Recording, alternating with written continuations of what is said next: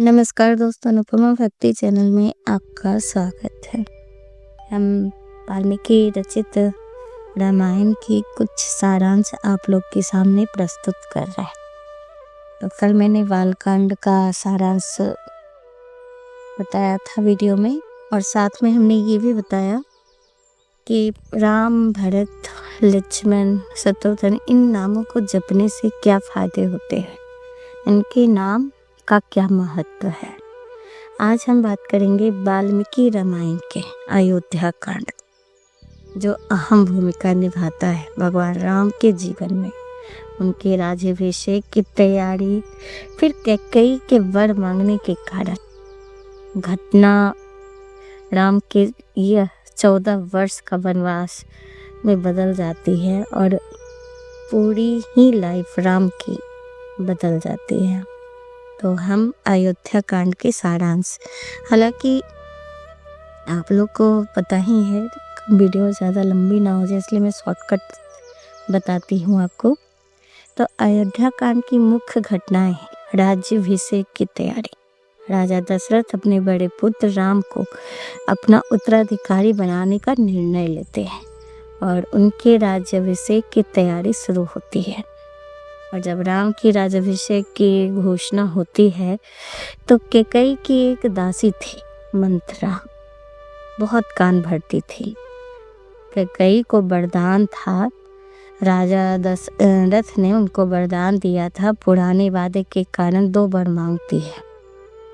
जब राजा दशरथ रथ में युद्ध लड़ रहे थे, उसमें कैकेयी भी उनके साथ थी, और रथ की जो पहिया होता है ना, उसमें कील पे टिका, तो वो कील निकल गई थी। और ये बात कैकेयी को पता चल गया था, तो अपनी उंगलियां उसने कील में डाल दिया था ताकि रथ टूटे नहीं। इस कारण से वो युद्ध तो जीत गए। जब उन्होंने उसकी कैकेयी की उंगलियां देखी तो राजा दशरथ ने कहा था कि तुमने 2 उंगलियां अपने खराब की हो, इसलिए तुम्हें 2 वर मांगना, मैं उसे जरूर पूरा करूँगा। कैकेयी ने बोला कि समय आने पे वो वरदान मांग ली, और वही कैकेयी ने याद दिलाती है मंथरा कि तुमने ये युद्ध में उनकी मदद की थी और वो 2 वरदान देने की बात किए थे, तो इसका भी परीक्षा हो जाएगा। दूसरा, भगवान विष्णु राम के अवतार में पृथ्वी का अत्याचार हो रहे रावण से बचाने के लिए आए थे, और तब उनको बिना गए काम नहीं हो सकता था, इसलिए सरस्वती माता खुद मंथरा के मुंह पे आके, जीवा पे आके बैठ गई थी ताकि कैकेयी को उस्का सके अपने, और वो कैकेयी मंथरा की बातों में आना ही आना था, क्योंकि ये भगवान की लिखी हुई बात थी कि राम को वनवास जाना है। अगर वो वनवास नहीं जाते तो फिर अयोध्या, पूरे पृथ्वी का उद्धार नहीं होता। और फिर कैकेयी ने राजा दशरथ से पुराने वादे के कारण 2 वर मांगती है। पहला, अपने पुत्र भरत की राजा बनाना, और दूसरा, राम को 14 साल के वनवास भेजना। दोस्तों, है ना लिखा, विधाता का लिखा हुआ कि लोग कुछ भी कर ले, कुछ भी चाह ले, लेकिन जो किस्मत में लिखा है ना, वो कैसे पलटी मार देता उसका नहीं। अब आप सोचो ना, कहाँ राम को राज्याभिषेक होना था, उनको राज्य मिलना था अयोध्या का, और कहाँ अगले ही सुबह उनको वनवास जाना पड़ा, चोरी छुपे, पूरे प्रजा से दूर। वाल्मीकि रामायण के अयोध्या कांड के 32वें सर्ग में श्री राम द्वारा वैदिक विद्वानों, ब्राह्मणों, नौकरों और जरूरतमंदों को उपहार और दान देने का वर्णन। इसमें श्री राम के उदारतापूर्ण व्यवहार, ब्राह्मणों को प्रसन्न करने और सभी को सम्मान देने का उल्लेख है, जिससे लोगों में आनंद और संतुष्टि फैली हुई। राम अपने राज्य में बहुत ही विख्यात थे, हर कोई उनसे प्यार करता था और हर कोई चाहता था कि राम ही राजा बने। इसके लिए सभी ने सुझाव दिया कि राम का ही अभिषेक किया जाए, पर राम को तो वनवास जाना था, तो इसलिए कैकेयी सरस्वती माता को सारे देवताओं ने कहा कि आप कुछ उपाय करें, अब ये चीज़ को आप ही बदल सकते हैं। तो सरस्वती माँ मंथरा की जीभ पे जाके बैठ गई मंथरा कैकेयी की बहुत प्यारी दासी थी।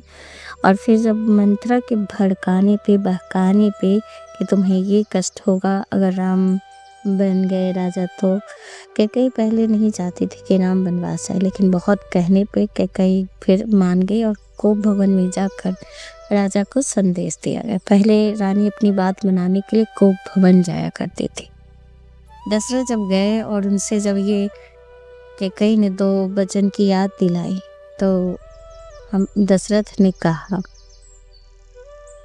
राजा दशरथ ने कहा, रघुकुल नीति सदा चली आई, प्राण जाए पर वचन न जाए। इसका अर्थ है कि रघुकुल भगवान राम के वंश की यह परंपरा थी कि प्राण भले ही चली जाए लेकिन दिया हुआ वचन नहीं तोड़ा जा सकता। यह प्रसिद्ध चौपाई दशरथ जी ने कैकेयी से तब कही जब कैकेयी ने ये वरदान मांगा। और कैकेयी को जब उन्होंने अपने वरदान के कैकेयी जब अपने वरदान में राम को 14 वर्ष वनवास और भरत को राज्य मांगा, तो फिर दशरथ के तो प्राण ही सूख गए। उन्होंने कहा कि भले ही तुम भरत को राज्य दे दो पर राम को वनवास जाने मत कहो। पर ये तो होनी था। कैकेयी के बहुत मानने पर तो वो बिस्तर पकड़ लिए, सो गए। दशरथ जी बीमार पड़ गए। जब राम को ये बात पता चला कि पिता के वचन दिए थे और उन्होंने वचन को पालन करा था, दशरथ ने उनको नहीं कहा था कि आप वचन का पालन करो, पर अपने पिता के वचन के मान सम्मान के लिए राम बन जाने के लिए तैयार हो गए। और फिर सीता माता, एक पति अगर बन जा रहा हो तो पत्नी का धर्म होता है पति कैसे भी स्थिति में रहे उसके साथ रहे, और इसलिए सीता माता ने भी महल का त्याग कर दी, राम के साथ जाने के लिए तैयार हो गए। बहुत लोगों ने रोका पर वो नहीं माने। और फिर भाई को लक्ष्मण बहुत प्रेम करते थे, तो जब राम को बन जाते देखे तो लक्ष्मण भी उनके साथ जाने की इच्छा जाहिर की। सबने रोका लेकिन वो नहीं मानी, वो भी तैयार हो गए।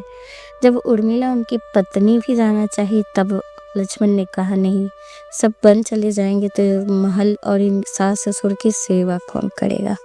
और फिर रह गई उर्मिला अकेले, मांडवी, शत्रुघ्न और भरत। जब भरत को पता चला कि उनका राज्याभिषेक हो रहा है तो पहले तो बहुत गुस्साए अपनी माँ को, फिर वो राम के पास गए।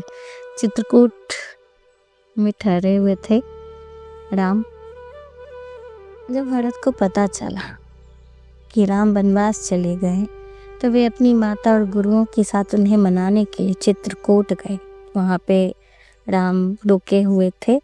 तो चित्रकूट में भरत ने राम से कई दिनों तक मिलकर उन्हें अयोध्या लौटने के लिए मनाया, पर जब वो नहीं माने तो अंत में उनकी पादुकाएं को वो अयोध्या लेके आ गए और खुद भी उनको सिंहासन पर, उनकी पादुका को, राम के पादुकाएं को उन्होंने सिंहासन पे रखा और खुद बाहर अयोध्या के पास ही एक कुटिया बनाकर रहने लगे, क्योंकि अयोध्या की रखवाली भी तो करनी थी। और फिर भरत वहीं पे राम के आने का इंतजार करने लगे और एक तपस्या की तरह वहाँ वो रुके रहे। कहते हैं कि राम ने भरत को चरण पादुकाएं दी, जिन्हें भारत सिर पर रखकर अयोध्या लौटे और 14 वर्षों तक उनकी पादुकाओं के आधार पर राम राज्य का संचालन किया था। भैया राम चले गए लेकिन फिर भी भरत उनकी राम राज्य का संचालन किए थे। उनकी पादुकाएं को सिंहासन पर बैठाकर राम की तरह सोचते थे और राम की तरह ही पूरे राज्य को चलाते थे। कितने महान थे भरत। कहते हैं कि भरत राम के प्रतिनिधि के रूप में नंदी ग्राम से राज्य का संचालन करते थे। वह अयोध्या में नहीं रहते थे। और जब चारों पुत्र और भरत के साथ शत्रुघ्न भी उनकी रक्षा के लिए चले गए थे। लक्ष्मण राम के साथ, भरत के साथ शत्रुघ्न। कहते हैं राजा दशरथ का देहांत जब हुआ, इन वचनों के मांग से उनको हृदय को बड़ा आघात लगा और वो अपने प्राण त्याग थे। जब वो प्राण त्याग रहे थे तो उनके पास कोई पुत्र नहीं था। कहते हैं कि दशरथ को भी एक श्राप मिला था श्रवण कुमार। एक श्रवण कुमार थे श्रवण कुमार की कहानी एक ऐसे पुत्र की है जो अपने अंधे माता पिता की अत्यंत भक्ति और सेवा करता था। जब उन्होंने तीर्थ यात्रा की इच्छा व्यक्त की तो उन्हें श्रवण कुमार ने एक कावड़ बनाकर उन्हें अपने कंधों पर बिठाया और यात्रा शुरू की। अयोध्या के पास सरयू नदी के तट पर दशरथ के शब्द भेदी बाणों से श्रवण की मृत्यु हो गई। मरते समय श्रवण ने दशरथ से अपने प्यासे माता पिता को पानी पिलाने का अनुरोध किया और उनकी मृत्यु के बारे में न बताने को कहा था। दशरथ ने उनकी बात मानी, लेकिन जब उन्होंने यह सब बताया तो श्रवण के माता पिता ने दशरथ को पुत्र वियोग का श्राप दिया था, जिसके कारण दशरथ को राम के वनवास के समय पुत्र वियोग सहना पड़ा। कहते हैं कि जब दशरथ मरे थे ना, तब उनके 4 पुत्र थे, पर चारों पुत्र में कोई भी उनके पास नहीं था। कहते हैं कि वनवास के लिए प्रस्थान करने के बाद भगवान राम सबसे पहले तमसा नदी के तट पर रुके और रात बिताई। इसके बाद वे अपने मित्र निषाद राजगुरु से मिलाते शिंगड़ेपुर गए और फिर गंगा नदी के पार करकुड़े मार्ग में रुके, जहाँ उन्होंने विश्राम किया। अयोध्या से निकलने के बाद राम को सबसे पहले तमसा नदी के तट पर रुके, जहाँ उन्हें प्रजा के साथ रात बिताई थी और प्रजा उनको छोड़ने के लिए तैयार नहीं थी। तब उन्होंने नंगे पांव वहाँ से चुपके से रात में सोते हुए प्रजा को छोड़कर निकले थे, क्योंकि प्रजा भी सब अयोध्या की प्रजा चाहती थी कि वो भी राम के साथ वनवास काटे। वो राम को एक पल के लिए अपनी आंखों से ओझल नहीं होने देते चाहते थे। रामायण में वर्णन मिलता है कि राजा दशरथ के पार्थिव शरीर को उनके चारों पुत्रों के वनवास चले जाने के कारण कई दिनों तक एक खास तेल के पात्र में सुरक्षित रखा गया था, जिसे तेल द्रोणी कहा जाता था। उसके बाद जब भरत और शत्रुघ्न अपने ननिहाल से वापस लौटे तो उन्होंने पुत्र धर्म का पालन करते हुए अंतिम संस्कार किया और दशरथ का दाह संस्कार हुआ था। पहले के ज़माने में ना वैज्ञानिक जो आजकल जो फ्रीज में और ये वो पार्थिव शरीर रखते हैं, पहले के ज़माने में एक खास तेल होता था जिससे पहले भी रख, क्योंकि अब तो बहुत से फ्लाइट बस सब कुछ चलती है, लेकिन उस समय कुछ नहीं चलता था। घोड़ों और हाथियों से ही लोग आते थे, एक दूसरे राज्य जाते थे, तो कई दिन लग जाते थे आते जाते। तो इसलिए राजा दशरथ के पास कोई भी नहीं था, तो उनको भरत को ननिहाल से लाने समय लग गया। इसके लिए उनको फिर उन्होंने उनका दाह संस्कार किया। राजा दशरथ का अंतिम संस्कार अयोध्या के बिलहरी घाट पर हुआ था, जो आज राजा दशरथ समाधि स्थल के रूप में जाना जाता है। तो आज का बस इतना ही। आपको ये कहानी कैसी लग रही है ये हमें जरूर बताइए। नमस्कार।